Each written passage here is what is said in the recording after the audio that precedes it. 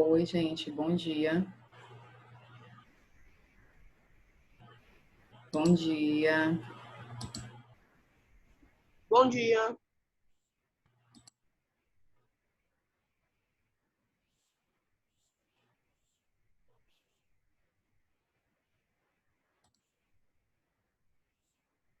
Bom dia, pessoal. Estamos aguardando aqui os nossos colegas, os outros colegas chegarem. Muito bem, estão com as câmeras ligadas. Eu só peço que coloquem o nome de vocês corretamente. Felipe, Vitor Hugo, coloquem o nome de vocês, porque nós vamos fazer a chamada, tá certo? Pedimos que vocês, todos os nossos alunos, estejam com as fardas, com o fardamento da escola, certo? Coloquem o nome de vocês. Vitor Hugo, por favor, coloque seu nome direitinho aí, porque só tá as iniciais. Não, tá escrito Vitim. Não quero assim. A gente pede que vocês coloquem o nome de vocês, por quê? Porque nós iremos fazer a chamada, como a gente faz a chamada em sala de aula. No final do horário, nós vamos fazer um print da imagem de vocês, certo? Então, para que a gente tenha esse controle da presença de vocês na nossa sala de aula virtual. Por exemplo, aqui tem alguém com uma imagem de um anime, Midoriya. Não. Quem tiver com essa imagem, por favor, coloque o seu nome e se prepare para ligar as câmeras. Todos vocês, gente, têm que começar a se organizar para abrir as câmeras, para no final da aula a gente fazer o print, tá ok? Com o fardamento da escola. Sem esse controle, a gente não tem como saber quem está participando e quem não está. E aí, nesse caso, quando o aluno ele não obedece às nossas regras, a tia Thaís vai entrar em contato com a família. Quem está colocando o nome que não é para ser, é para colocar o seu nome corretamente, Vitor Hugo, certo? É para colocar o seu nome corretamente e ligar as câmeras. O aluno ele tem que estar com a farda da escola.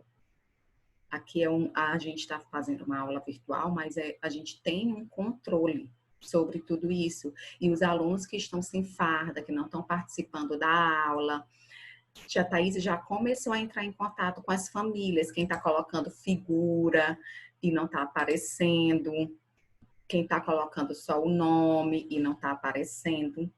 Então, por isso que a gente está pedindo para vocês ligarem as câmeras e colocar o nome de vocês corretamente, porque nós vamos ter como fazer esse controle maior da nossa presença, né, da presença de vocês na nossa aula.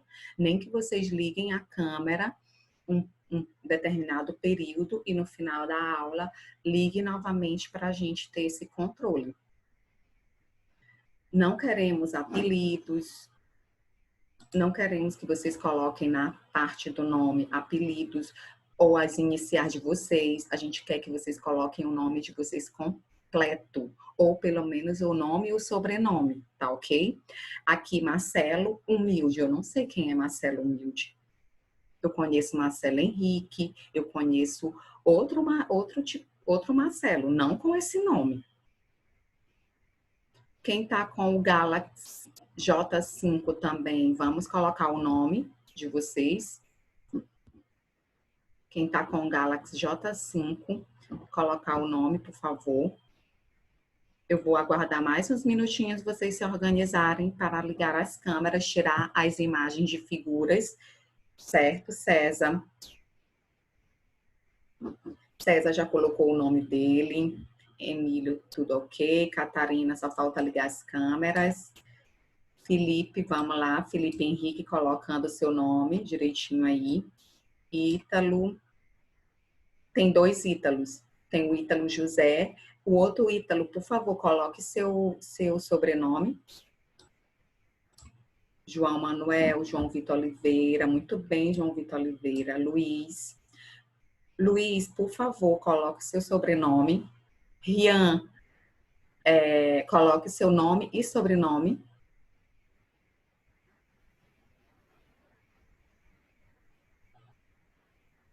Por favor. Marcelo Henrique, Maria Luísa Morim. Rian, por favor, coloque seu nome e sobrenome. Roberto Kennedy. Não conheço. Muito bem, Vitor Hugo. Tá voltando aqui com o nome dele certinho. Gente, por favor, se organizem para ligar as câmeras. Oi. Esse Roberto Kennedy é João Marcelo. Ah, tá. João Marcelo, coloque seu nome, por favor. Aí você volta e eu deixo você entrar na sala novamente. Marcelo Henrique, que tá com o nome... Desculpa, tia, mas não tem como não, tá? Não tem como? Não, não tem. Então, meu amor, você deixe sua câmera ligada, tá bom? Para a gente ter esse controle que você está na nossa sala de aula. Porque Sim. só pelos nomes que estão aqui a gente tem o controle, né? Mas com a câmera ligada fica muito melhor. Dá para te trocar, é só tu ir em participante e botar em rename. Renomear. É isso que eu tô no computador. É rename. É só em renomear. Gente, eu quero pedir desculpa para vocês por ter entrado depois das 10h30. Eu tive um problema no meu computador, na minha internet. E aí eu entrei depois. Então, a gente não vai perder tempo. Acho que os que vão participar dessa aula hoje somos só nós 23, né? Tem 23 participantes. E eu vou fazer a chamada aqui rapidinho, para depois a gente começar a nossa aula, da onde a gente parou da última vez, que foi do capítulo 6, né? A gente vai encerrar esse capítulo, que vai ser o capítulo da nossa avaliação, agora de junho. Outro detalhe, quem quiser falar, tirar alguma dúvida, contribuir, eu vou ativar o som do aluno. É só ele colocar a reaçãozinha ou a figurinha de mão levantada ou assim, ou legal, que eu abro o áudio para o aluno falar, contribuir, dar sua contribuição durante a aula, ok? Então, fazendo a primeira chamada aqui, Marcelo Henrique, João Marcelo, Ítalo Gabriel, César ainda não colocou, abriu a câmera, César, Felipe Henrique. Eu posso pegar uma garrafa d'água para eu beber? Pode. Tá bom, obrigado. Cleiton, Jonathan, João Vitor, tudo bem, João Vitor? Pedro Henrique, tudo bem? E tia, Oi. vai usar o livro, não vai? Sim, com certeza. Lá no nosso mapa de estudos tem o material necessário para a aula, tá bom? João Manuel, tudo bem, João Manuel? Luiz Henrique, Heitor, tudo bem, Heitor? Isis, oi, Manuela, oi, Emílio, João Gabriel, vamos lá, João, se organizando. Oi, Maria Luísa, tudo bem? Cadê Vitor Hugo, que desapareceu aqui? Sergiane, vamos se organizar. Catarina também, para abrir a câmera. No final da aula, nós vamos fazer o print da tela.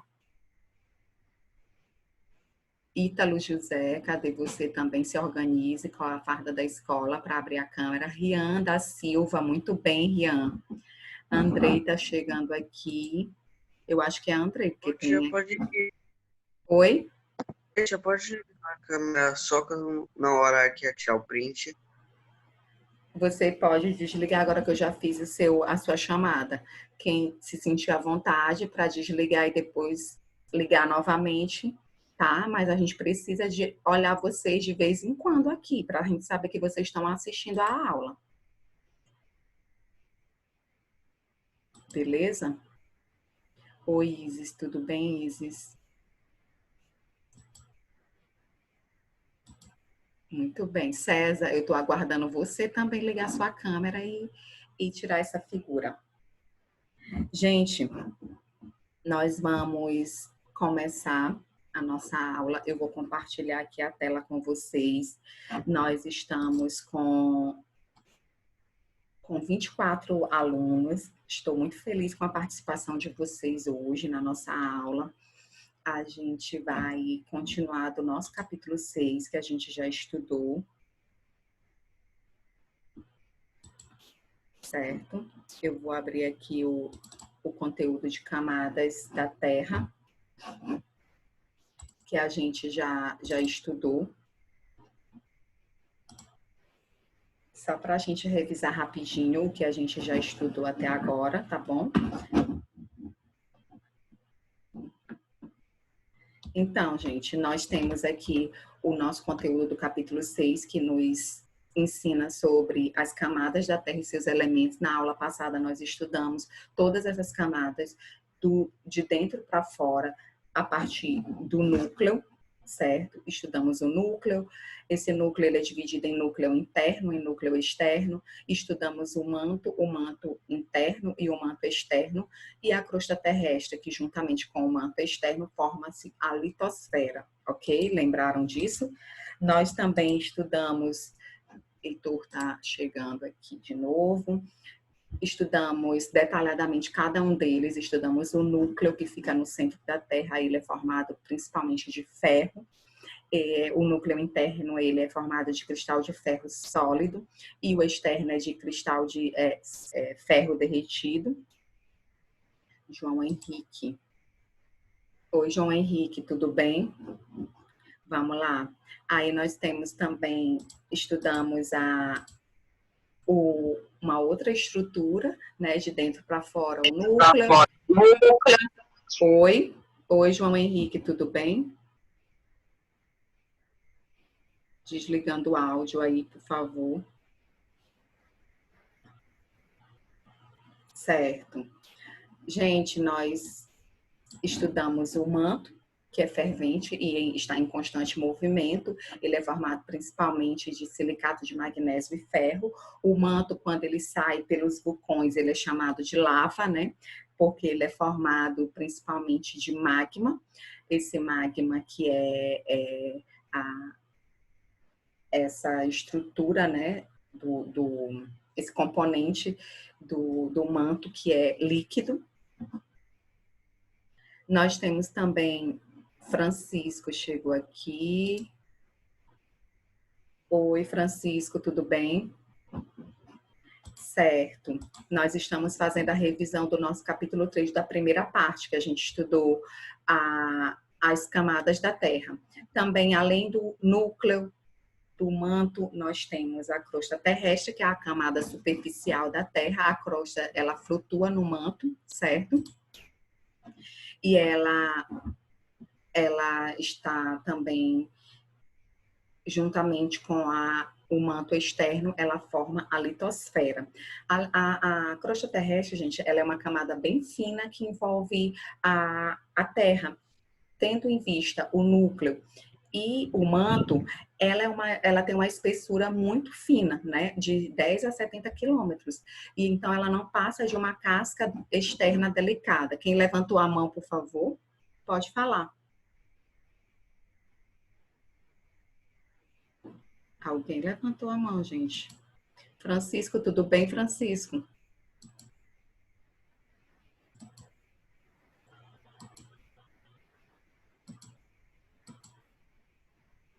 Certo. Gente, vamos continuar. Andrei, é você que está aí com o nome André. Tem André e um T mudo no final. Teacher. Então, depois você se organize para ligar sua câmera, Andrei, tá bom? João Henrique, já conseguiu acesso, João Henrique?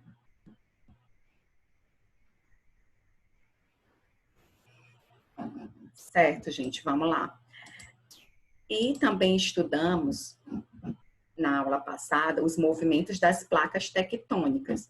O que são as placas tectônicas? Nós temos, a ciência reconhece 12 placas sobre as quais se localizam os nossos continentes, sul-americano, continente africano, asiático. Essas placas, elas também apoiam o solo do fundo dos oceanos, mares, rios e lagos. O constante movimento dessas placas, por elas estarem sobre o manto, né, aquele material pastoso, líquido, então faz com que, e ele está todo o tempo fervendo, então faz com que essas placas se movimentem. Essas placas, elas estão em constante movimento, ou choques, ou deslocamentos bruscos, e com isso, com esses deslocamentos, ocorrem os terremotos, e também formam-se as cadeias de montanhas e os vulcões. Falando em placas tectônicas, a gente também falou a gente abordou a teoria da deriva continental. O que significa isso? A deriva continental é o fenômeno de flutuação dos continentes sobre o magma. As placas afastam-se ou se aproximam ou deslizam umas sobre as outras. Em áreas onde tem choque de placas, existem os terremotos, certo? E como é que a gente explica essa teoria da deriva continental? Inicialmente, ela afirma que havia na superfície terrestre um único continente, esse único continente chamado de Pangeia, e essa Pangeia foi se rachando aos poucos e esses blocos foram se separando. Esses grandes blocos separados deram origem aos continentes atuais e a deriva continental ela ainda continua, ela não parou. Esse movimento, ele acontece, ele é muito pequeno, por isso a gente não consegue perceber. Oi, Rian, você levantou a mão? Eu levantei sem querer. Oi? Eu levantei sem querer. Seu áudio não tá legal, Rian. Eu levantei sem querer. Ah, tá. Gente, então, nós temos aqui a imagem das placas tectônicas dos nossos continentes, né? Da placa indo-australiana, africana, euroasiática e todas as placas tectônicas onde estão localizados os nossos continentes. Aqui nessas regiões, alguém tá com o áudio ligado e está fazendo barulho. Por favor, vamos manter o áudio desligado. Certo. Essas áreas em que as setinhas estão se encontrando são áreas de choque entre as placas. E as setas que estão se afastando são as áreas em que está havendo separação dessas placas, ou seja, elas estão se movimentando, se separando lentamente, tá bom? Tudo ok até aí, gente? Deu para relembrar? Vamos lá.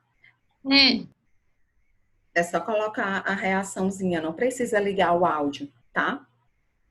Aí aqui nós temos uma animação nos mostrando como ocorreu a separação da Pangeia, a separação dos continentes. A gente percebe que o continente sul-americano com o africano estavam juntos. Nessa imagem aqui a gente observa como eles estavam juntos no momento em que existia a Pangeia e depois, pela deriva continental, movimentação das placas tectônicas, movimentação do magma lá embaixo, fez com que houvesse rachaduras nesse supercontinente e ele foi sofrendo essas separações, esses grandes blocos de placas tectônicas foram se separando, como mostra aqui essa animação que nós temos, tá bom, gente? Também nós estudamos aqui, ó, a imagem de como era a Pangeia, né, os continentes todos juntos. Depois, no início da separação, houve a formação da Laurasa e Gondwana, que eram dois continentes, né, dois continentes bem grandes, enormes. E depois, agora no mundo moderno, a gente tem a separação total desses continentes em América do Norte, América do Sul, África, Ásia, Europa, Índia e todos os outros continentes que a gente tem, certo? Nós falamos também dos terremotos, as placas tectônicas, a gente sabe que continuam em constante movimento e isso a gente pode sentir em alguns momentos. Aqui no nosso país, como a gente está localizado numa área bem estável da nossa placa tectônica sul-americana, a gente não sente muito, né, esses tremores, os sismos, né? A gente não sente os tremores ou terremotos, mas em outras áreas do mundo, como na Itália, no Equador, existe choque, né? Movimentação brusca dessas placas e acontecem os terremotos e os tremores. Oi. Às vezes os terremotos são tão fortes que pode até provocar tsunamis. Com certeza. Além disso, pode formar os tsunamis, isso mesmo. Aí nós temos aqui a imagem de um terremoto que aconteceu em 2016 no Equador.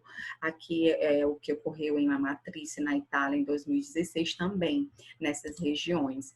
E aqui também mostrando a cordilheira do Himalaia, que é resultado da colisão entre as placas da Índia e da Ásia. Essas placas se colidiram e formaram essa belíssima imagem que é a cordilheira do Himalaia. Como eu falei para vocês, o movimento das placas pode gerar também as cadeias de montanha. Oi, Andrei, pode falar. E tia, o Brasil fica debaixo de uma placa tectônica? Não, todos os continentes ficam em cima da placa. O Brasil ele está numa região estável. O que é uma região estável? Uma região segura, que a gente não vai sentir tanto essa movimentação. Mas já teve, não já? Já, porque a gente sentiu o que aconteceu, se eu não me engano, foi no Chile. O tremor lá foi tão forte que deu para sentir aqui. Porque foi um tremor que acontece na placa tectônica que abriga a América do Sul. Então, houve esse tremor lá, se eu não me engano, foi no Chile. E aí, a gente sentiu um pouco aqui. Os vulcões, gente, também são formados a partir do choque entre placas tectônicas, né? Pode formar os vulcões, eles são aberturas naturais da nossa crosta terrestre, são as nossas válvulas de segurança, por onde esse magma que está lá no manto sai, que nesse momento não é mais chamado de magma, quando ele sai da cratera do vulcão, ele vai ser chamado de lava, certo? E nós temos aqui uma imagem de um vulcão chamado Etna, que está localizado na parte oriental da ilha de Sicília, na Itália. E ele é o maior vulcão ativo da Europa, certo? Oi, César. Oi, primeiro um de cada vez. César, depois João Vitor, que levantou a mão. Primeiro César. Eu levantei sem querer, tia. Eu tava tentando mexer no negócio aqui. João Vitor. Aí eu apertei sem querer. Então, dentro do vulcão, quando tá lá a lava dentro do vulcão, é chamado de magma e quando sai, é chamado de lava. Muito bem, João. Isso mesmo. Isso mesmo. Ótima explicação. Certo, vamos lá.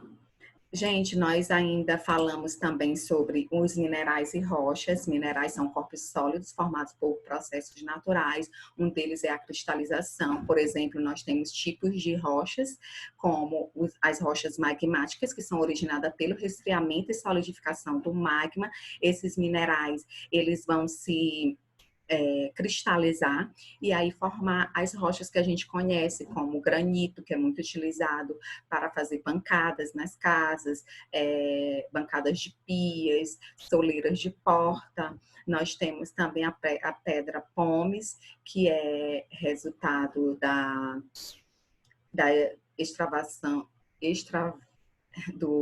da eliminação do magma, né? E solidificação. Nós também falamos das rochas sedimentares, mostramos essa belíssima imagem da montanha de arenito na Serra da Capivara, aqui no Piauí, no Nordeste, formada pela deposição e compactação de diversos tipos de sedimento ao longo do tempo. Nessas rochas sedimentares também a gente encontra muitos fósseis. Geralmente os fósseis são encontrados nessas rochas sedimentares. Falamos também das rochas metamórficas, originadas a partir da transformação de rochas magmáticas ou sedimentares. Nós demos o exemplo para vocês do mármore, né? Esse mármore aqui está em estado natural, quando ele está em um estado já tratado, manipulado, ele tem um outro aspecto, certo? O mármore também é utilizado para revestimento, para fazer bancadas de pias e várias outras utilizações, tá bom? Gente, alguma dúvida em relação aos tipos de rochas? Não? Gente, esse conteúdo tá na página 106, 107, que é o conteúdo de rochas, certo? Agora, nós vamos dar continuidade de onde nós paramos, que foi o conteúdo de fósseis, não foi isso que a gente parou? Vou compartilhar aqui. Evolução dos seres vivos. Vocês estão agora visualizando o compartilhamento? Vocês estão visualizando, gente, o novo slide que tem escrito Evidências da Evolução? Yes. Sim.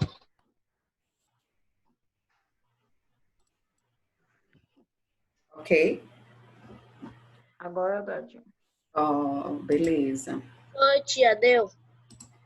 Isso. Gente, nós vamos Aí, ó, dar continuidade. Davi.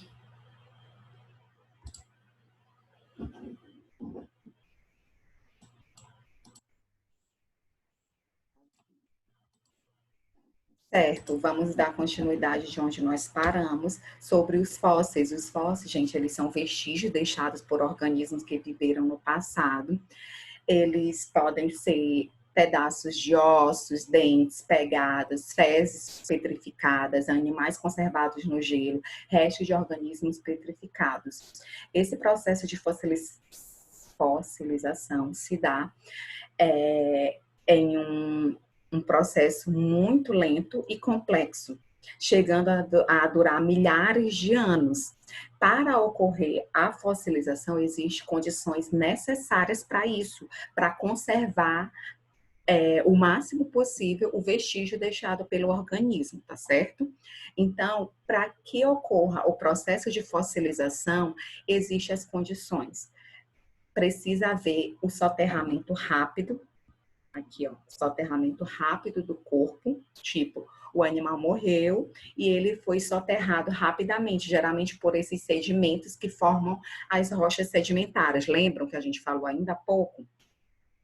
Então, essas rochas sedimentares, elas são acúmulos de sedimentos, de várias rochas que se degradaram.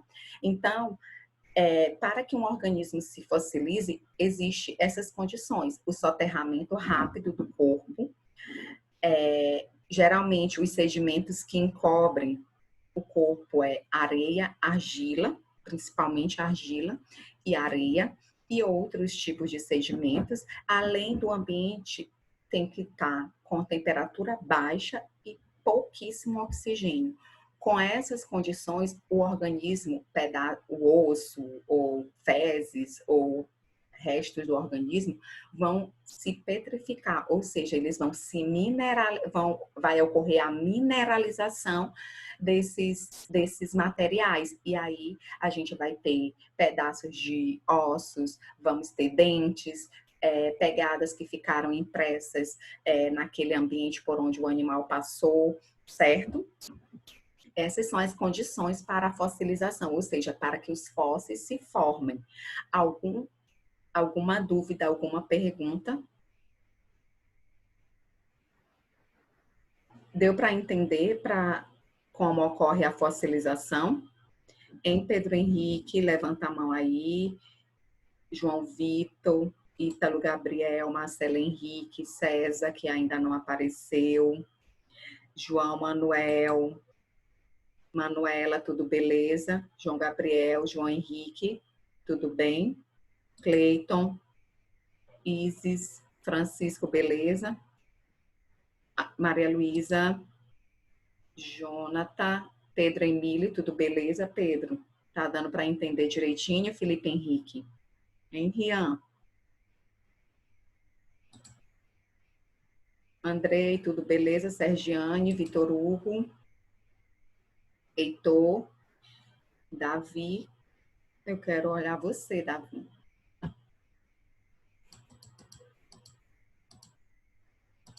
Vamos continuar. Gente, quando cair a conexão, quando cair aqui, quando encerrar essa reunião, nós vamos retornar. Eu vou dar 5 minutinhos para vocês irem ao banheiro e beber água, ok? Aí a gente vai, esses 10 minutinhos que eu fiquei tentando entrar aqui no Zoom, a gente vai compensar lá no final, tá bom? Aí, se no próximo horário cair, encerrar a reunião, a gente volta rapidinho para a gente compensar esses 10 minutos que a gente teve esse probleminha aqui, ok?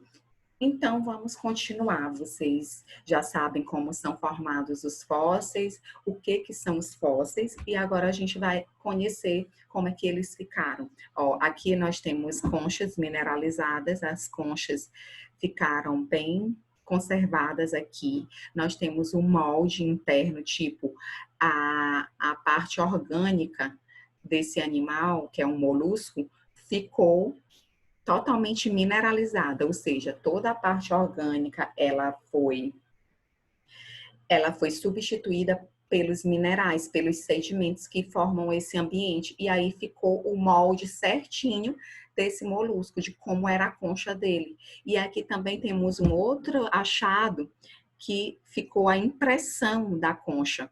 Aqui, ó, impressão nessa rocha. Então ficou ali, ó, toda conservada essa parte onde estava grudada na rocha. Aqui são fezes petrificadas do Ictiosaurus, né? Essa parte orgânica toda foi mineralizada, né? A gente chama esse tipo de fóssil de cropólito. Aqui nós temos um molde contra-molde de um artrópode que viveu no período Ordoficiano, certo? Aqui, ó, o molde e o contramolde dele ficou tudo bem conservado, certo? Aqui nós temos um outro tipo de fóssil, que são as impressões, no caso aqui as pegadas, né, deixadas por hominídeos num sítio arqueológico da Tanzânia. Segundo os estudos, eles afirmam que é um casal de hominídeos, o da frente é um macho e é o de trás uma fêmea carregando um bebê, porque nesse lado dessa pegada está mais funda, então é porque ela tinha um peso do lado e a pegada ficou mais funda. E aqui, ó, os arqueólogos, juntamente com os paleontólogos que estudam os fósseis, eles encontraram essas pegadas totalmente conservadas nesse ambiente, certo? E era um ambiente, vocês estão vendo aqui no fundo, eles fizeram a reconstituição, que existia vulcões, né? Nessa época, com certeza, eram cinzas vulcânicas que eles pisaram. Gente, então aqui nós temos um outro tipo de fóssil, a impressão. Aqui, ó, deixa a marca do indivíduo completamente conservada, ó. Aqui é a impressão de um indivíduo, de um artrópode que parece uma libélula, que é parente próximo da libélula. E aqui nós temos um tipo de fóssil que é utilizado, que a resina das plantas podem conservar completamente um organismo que viveu no passado. Tipo, o animal estava ali e a resina o envolveu todo, por completo. E ele fica totalmente conservado dentro dessa resina que o encobriu. Nesse caso, a gente chama de âmbar fóssil. O âmbar, ele é feito de resina solidificada de plantas. Andrei, por favor, pode falar. Você levantou a mão. Oi. Eu não entendi assim, como assim as plantas que fazem essa fossilização. As plantas, elas liberam, a partir das suas estruturas, principalmente do caule, resina. O que é uma resina? É um material tipo uma cola, certo? Esse material envolve o animal e o animal fica conservado lá dentro, certo? Ele envolve todo o animal, como esse aqui, ó. Esse aqui é um inseto, né? Que Como é que fica essa pedra? Oi? E tia, como é que fica essa pedra? Não, aqui não é uma pedra, é a resina solidificada, certo? Essa resina, como eu falei, ela tem um aspecto de uma cola. Imagine uma mosca em cima de uma mesa e a gente derrama um vidro de cola de isopor sobre ela. Vai envolver ela toda. E aí o animal fica conservado lá dentro. Isso acontece naturalmente, tipo, aquele animal tá ali no caule daquela planta, ela tá liberando a resina. A resina vai encobrir todo esse animal e forma o âmbar fóssil. Existem âmbares de resinas de diversas plantas que encobriram um determinado tipo de animal. Geralmente são insetos. Ele pousa ali e a resina vem e encobre ele todo. E ele não tem como sair. Depois que a resina... Tia, mas esses animais estão mortos ou vivos? Sim, mortos. Porque eles morrem, logicamente, né? Porque a resina vai envolver ele todo. Só que essa resina, ela conserva o corpo dele, certo? Conserva completamente o corpo do animal. E como ela é translúcida, olha aqui, ó, a gente vê completamente o animal lá dentro. Oi, Pedro Henrique.